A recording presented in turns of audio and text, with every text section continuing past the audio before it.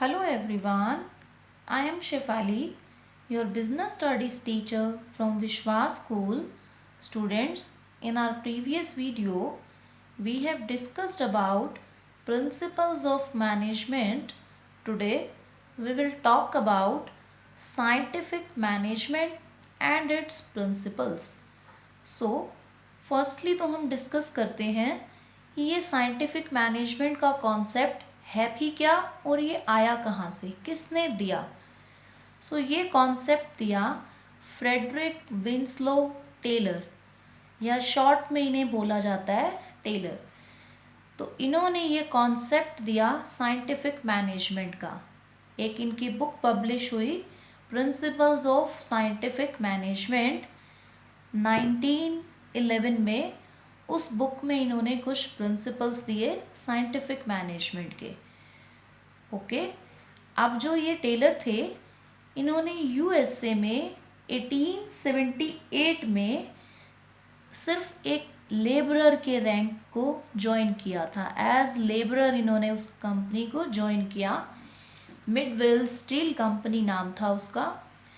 और बहुत ही कम टाइम में 6 इयर्स के अंदर ही ये जो है वो चीफ इंजीनियर की पोस्ट पर पहुंच गए। अब इतनी जल्दी इतनी हाई पोस्ट पर पहुंचना, और वो भी एक लेबरर की पोजीशन से, वो कैसे हो पाया कि इन्होंने अपने काम में इतनी डेडिकेशन दिखाई और इन्होंने एक्सपेरिमेंट्स किए लेबरर्स के ऊपर। तो इन्होंने देखा कि एक लेबरर को जितना काम करना चाहिए अपनी कैपेसिटी के अकॉर्डिंग, वो उससे बहुत कम कर रहा है।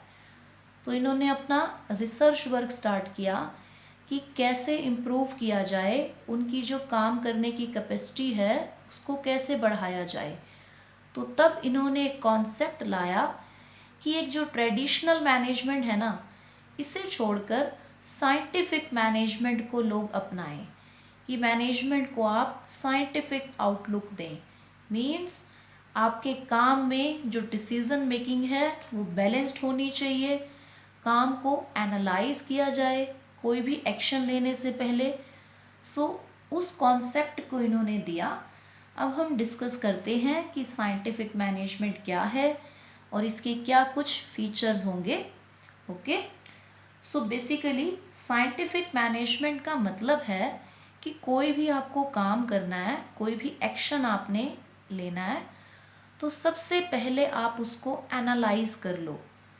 ये साइंटिफिक तरीका कहता है कि आप सबसे पहले उस एक्शन को जो है वो एनालाइज करें। ये नहीं कि काम कर दिया बाद में देखेंगे कि क्या रिजल्ट मिलेगा। नो, एनालाइज करें, डिसीजन मेकिंग बैलेंस्ड हो, और ये मान के चलती है कि there is always one best way of doing work, कि हमेशा काम को करने का ना एक बेस्ट तरीका होता है, बस आपको वो तरीका निकालना है। तो वो ट्रेडिशनल मैनेजमेंट की तरह नहीं करना है कि हमें काम कर लिया बाद में हम कंट्रोल कर लेंगे। No, firstly you have to determine what is the best way of doing a work.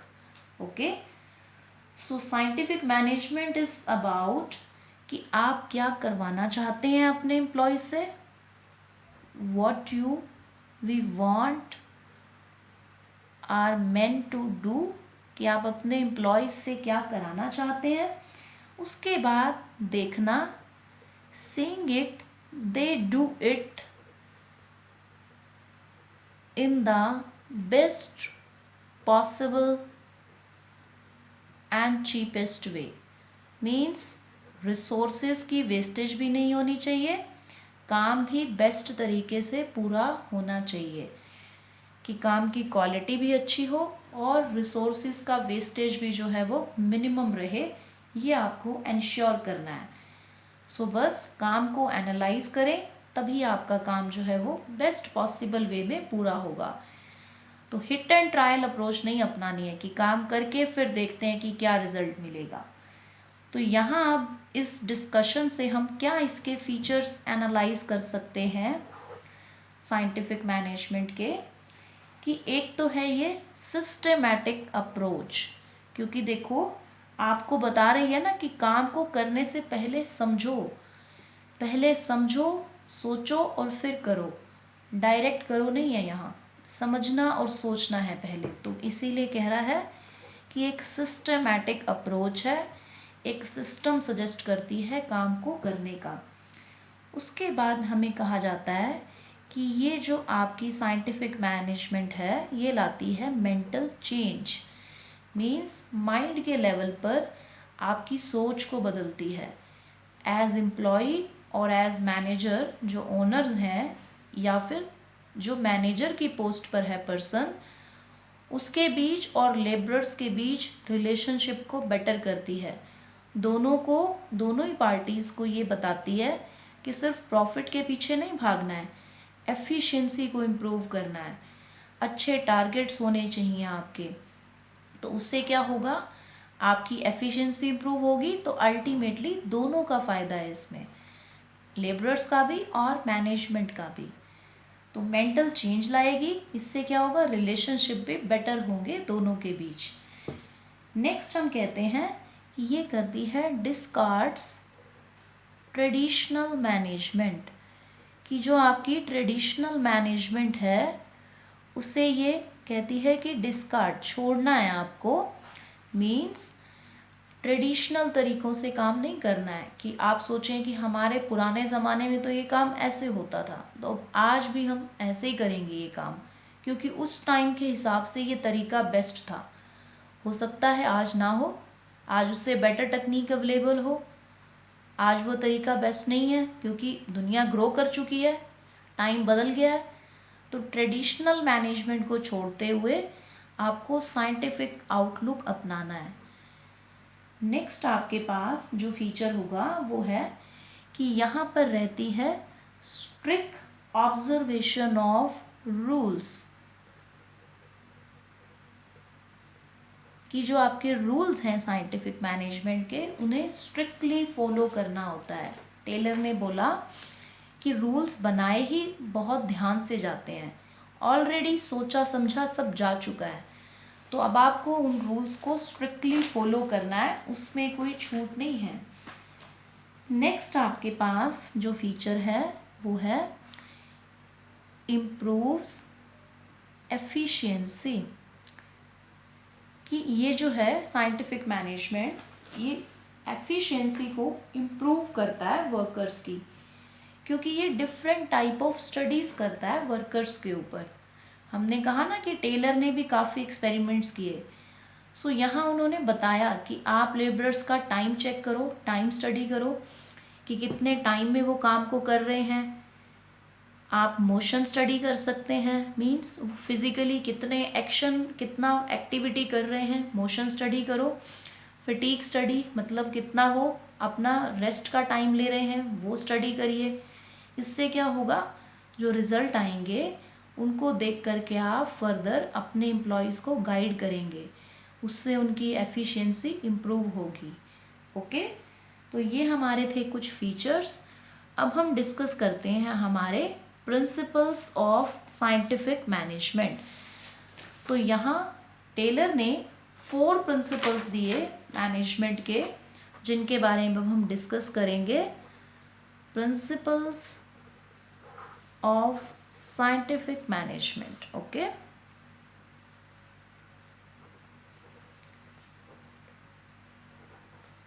तो फर्स्ट प्रिंसिपल जो दिया टेलर ने, वो उन्होंने दिया science not rule of thumb,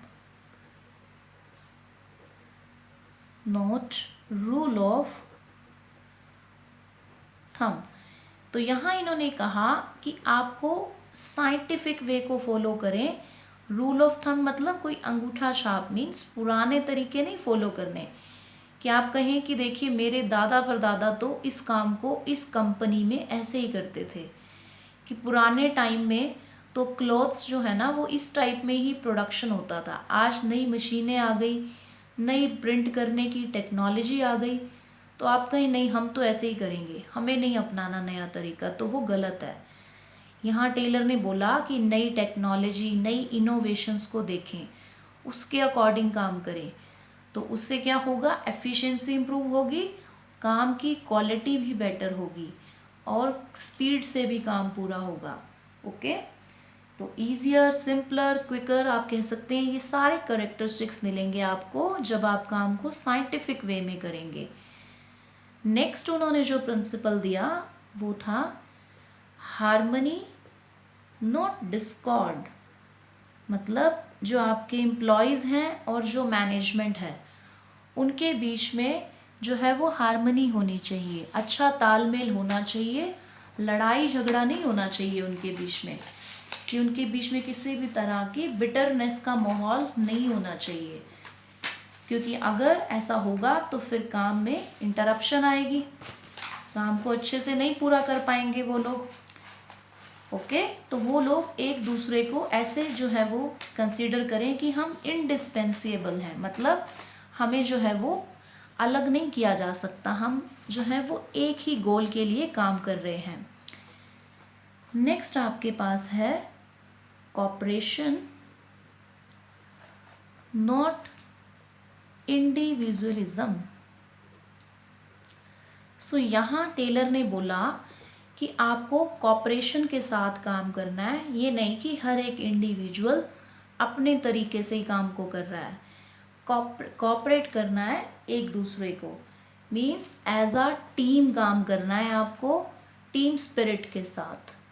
जो गोल्स हैं आपके या जो टारगेट्स हैं वो आपके टारगेट्स या गोल्स कॉमन तरीके से डिसाइड किए जाएं, मीन्स जब कभी आपका जो मैनेजर है वो आपको टारगेट दे तो वो उसको डिसाइड करने से पहले आपसे डिस्कस करें, मतलब वर्कर से, एम्प्लॉयज़ से, लेबरर से डिस्कस करें, ताकि उन्हें ये फील हो कि हम भी इस टारगेट का पार्ट हैं, अब हमारी रिस्पॉन्सिबिलिटी है कि हमें इसको पूरा करना है। ओके, नेक्स्ट हमारे पास जो प्रिंसिपल है वो है development of each and every employee, कि आपका हर एक एम्प्लॉय का जो है वो डेवलपमेंट होना चाहिए to his greatest efficiency and prosperity, means हर एम्प्लॉय को आपने ये मौका देना है कि वो अपना विकास, अपना डेवलपमेंट कर सके, अपनी एफिशिएंसी इंक्रीज कर सके। उसके लिए उसको हम क्या प्रोवाइड कर सकते हैं, ट्रेनिंग दे सकते हो आप उसको, उसके लिए कुछ और इंस्ट्रक्शनल, उसकी इंफॉर्मेशनल कोई सेमिनार उनके लिए लगा सकते हैं हम। तो उसकी सिलेक्शन होने के बाद से ही आपको देखना है कि उनकी स्किल्स इम्प्रूव हों, उनकी एफिशिएंसी बढ़े, और उनको जो हम काम भी अलॉट करें वो उनके स्किल और उनके इंटरेस्ट के अकॉर्डिंग उन्हें अलॉट करें, ताकि वो अपने काम को पूरी डेडिकेशन से पूरा कर सकें। Okay, that's all for today.